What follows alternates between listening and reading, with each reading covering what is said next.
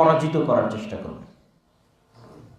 তো ওই দিন থেকে নিয়ে কিয়ামত পর্যন্ত ইবলিস কন্টিনিউয়াসলি আদমের সন্তান এবং তার পরবর্তী বংশধরকে ধ্বংস করার চেষ্টা করবে।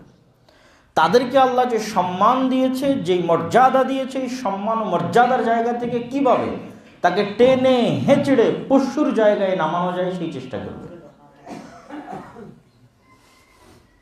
এবং ইবলিসের এটা খাহেশ, স্বাদ, ইচ্ছা, চাওয়া যে আদমের সন্তানকে তার সম্মানের জায়গা থেকে টেনে হেঁচড়ে নিচে নামানো, পশুর স্তরে নামানো, তাকে টেনে হেঁচড়ে নিচে নামিয়ে জাহান্নামে নিয়ে চলে যাওয়া। তো ইবলিস তার এই ইচ্ছা, তার এই চেষ্টা বাস্তবায়নের জন্য আল্লাহ সুবহানাহু ওয়া তাআলার পক্ষ থেকেও দুইটা ছাড় পেয়েছে।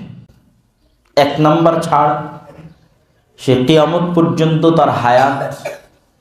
2 নাম্বার ছাড়, আদমের সন্তানের অন্তরকে প্রভাবিত করার ক্ষমতা। ইউওয়াসওয়িসু ফি সুদুরিন নাস।